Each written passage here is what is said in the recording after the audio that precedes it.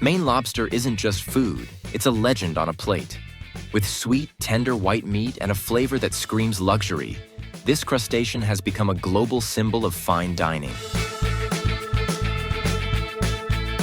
But behind every buttery bite is a wild journey from the icy depths of the Atlantic to the hands of over 4,000 licensed fishermen who brave the rugged coast of Maine. What makes it so special?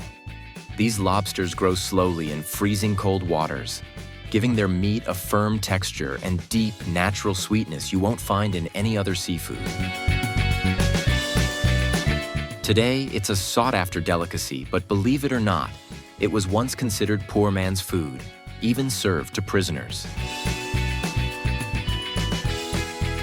So how did lobster go from low class to luxury? And how do modern factories in Maine process up to 600,000 pounds of lobster every single week to meet global demand? Grab a bib because we're diving straight into the incredible story behind one of the most iconic dishes in the world. Let's go!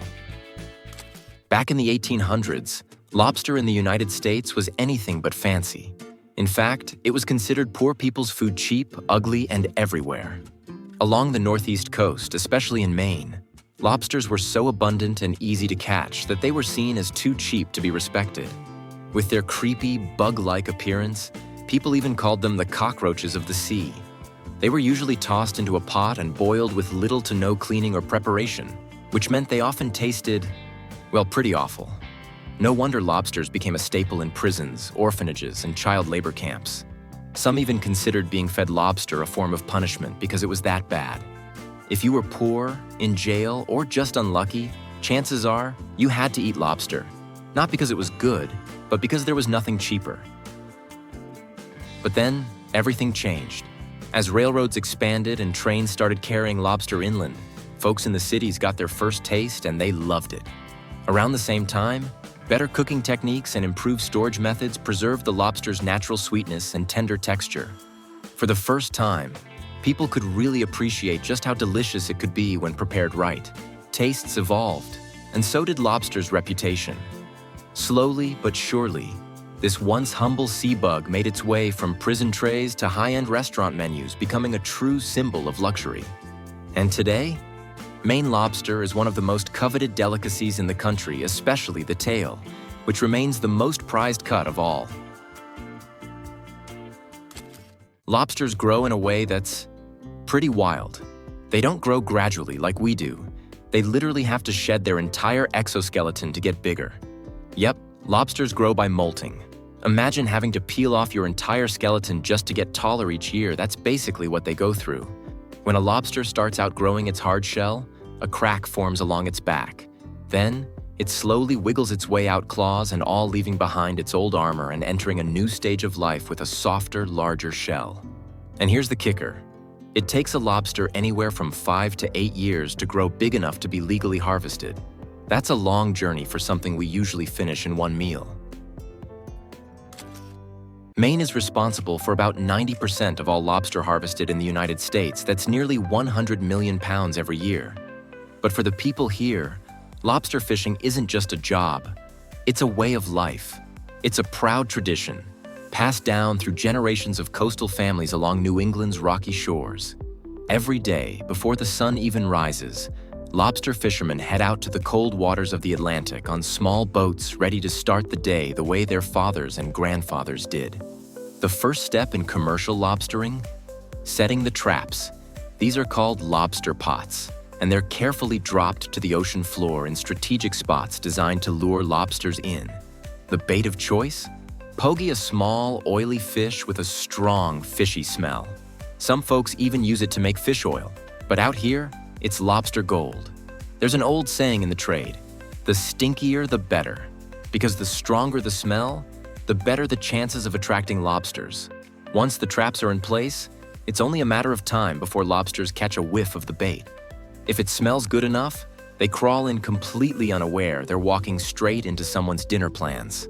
Soaking time is critical, long enough to draw them in, but not so long that they get bored and walk right back out. On a typical day, a working lobster boat might check around 300 traps, These traps are usually grouped into clusters of 6, all tied to a single rope. Each end is marked with brightly colored buoys. Think of them like a fisherman's signature. One look at the buoy and you know whose gear it is. That way, there's no confusion, no cross lines, and definitely no stealing from your neighbor unless you want a full-on lobster war on your hands. As the traps are hauled up using motorized winches, the real sorting work begins right there on the boat. Anything that's not a lobster, whether it's a stray fish or a crab that wandered in for a visit, gets gently released back into the sea. But it doesn't stop there. Lobster fishing in Maine follows strict size regulations to help protect the population. If a lobster measures less than 3¼ inches from the eye socket to the back of the carapace, or more than 5 inches, it goes straight back overboard. The little ones aren't mature enough yet, and the big ones? They're basically the grandpas and grandmas of the ocean breeders that help keep the species going so they've earned their peaceful retirement. And if a fisherman finds a female carrying eggs, that's an automatic no-go. Not only must she be released, but the fisherman also carefully clips a small V-shaped notch into her tail. It's like a natural record system, so if someone catches her again in the future, that mark says, "Hey, I'm a mama, let me go." And yes, she gets a pass whether she's carrying eggs at the moment or just taking a seaside stroll. Once the legal lobsters are sorted, it's time to secure their claws using a special tool that slips on rubber bands like tiny Maine wedding rings. These keep the lobsters from fighting or injuring themselves during transport. Then, they're gently placed into foam containers filled with cold, salty water that mimics their natural ocean environment. Thanks to this, the lobsters stay alive and healthy all the way to the processing plant.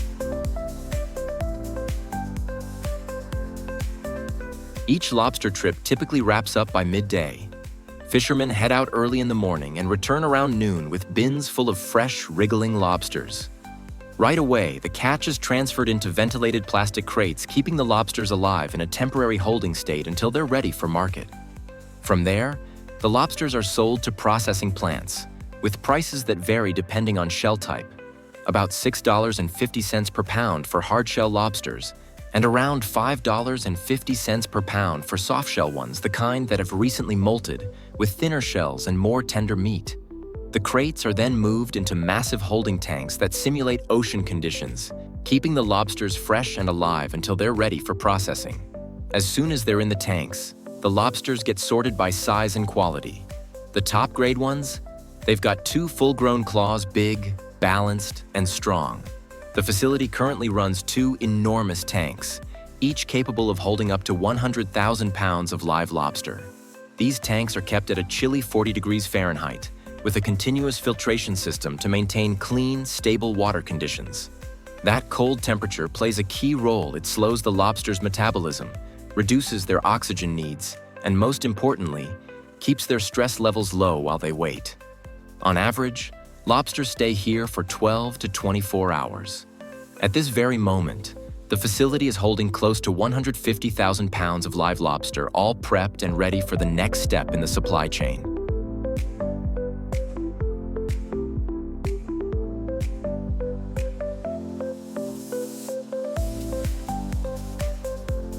Once the lobsters arrive at the processing plant, their journey begins with a modern twist, stunning by pressure. This facility uses a cutting-edge, non-thermal method called HPP high-pressure processing. It combines cold water with intense pressure, about 5 times the pressure at the bottom of the ocean, to safely and humanely stun the lobsters. Live lobsters are loaded into bright blue chambers, 3 baskets at a time, and placed inside the HPP unit for about 2 minutes. The powerful water pressure immediately shuts down their nervous systems, making the next steps in the process far more humane compared to traditional methods, where lobsters are dropped directly into boiling water. But the benefits don't stop there. This massive pressure also breaks the bond between the meat and the shell, making it much easier to remove the meat cleanly. Since no heat is involved, the lobster's natural flavor, texture, and nutrients stay completely intact. In fact, HPP technology is so efficient, it allows processors to extract nearly 100% of the meat, pushing yield rates up to 80%. And it ensures food safety too, wiping out harmful microbes without chemicals or high heat. After stunning, the lobsters move straight to the breakdown phase. The tails where most of the meat is are separated and sent down their own line for specialized handling. Meanwhile, the claws, body, legs, and other parts head down a conveyor toward large-scale industrial steamers. A key step in tail prep? Removing the black vein, the digestive tract that runs along the tail. Workers use a long, thin tool to carefully pierce the center and extract the vein, ensuring the meat is clean, pure, and ready for whatever comes next. And just to give you a sense of scale in a single shift, the lobster processing crew can handle up to 40,000 pounds of lobster. Once separated, the lobster tails head to the grading station.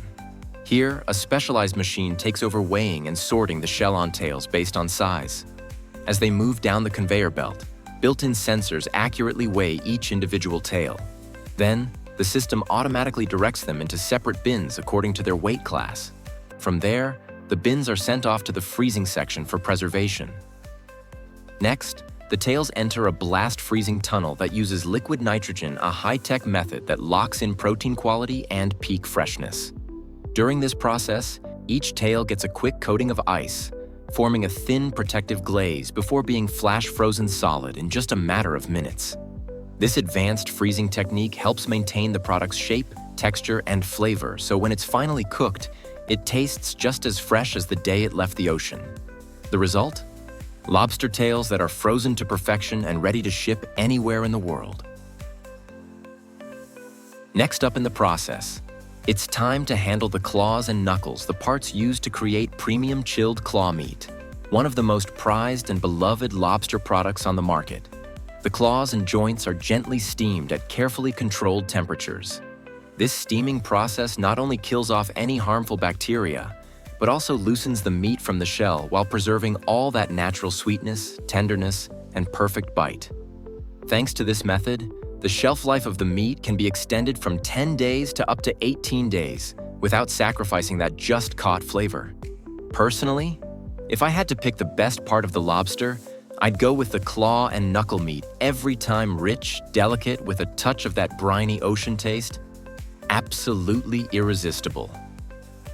Each piece goes through 2 rounds of quality control to make sure there's no shell, no cartilage, just clean, flawless lobster meat. With the right combination of expert handling and optimized processing, the yield can hit up to 90%, a standout number in the seafood world. After that, the meat is vacuum sealed to lock in freshness.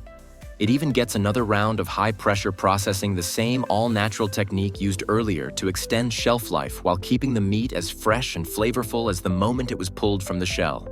This facility alone can produce up to 10,000 pounds of chilled claw meat every single day, ready to elevate gourmet meals in high-end kitchens around the globe. As for the body and smaller claws, nothing goes to waste here. Instead, they're sent into a massive industrial steamer, and when we say massive, we mean it's about the size of a subway car. Inside, the temperature is carefully controlled to ensure every part of the lobster cooks just right. Different sections move at different speeds through the system, based on how much heat each one needs. Right after steaming, the lobster parts are dropped into a chilling tank kept at 38 degrees Fahrenheit, instantly halting the cooking process. This rapid cool-down locks in the perfect doneness without overcooking, and keeps the texture of the meat, especially from those delicate smaller claws, soft, juicy, and intact. The meat from these smaller claws is then hand-extracted with care to avoid any damage.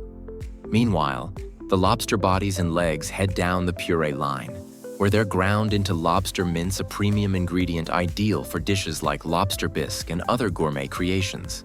By using every part of the lobster, the plant not only minimizes waste, but also creates a wide range of products to suit different culinary needs. Every batch of fresh lobster meat processed each day is weighed, packed, and sealed.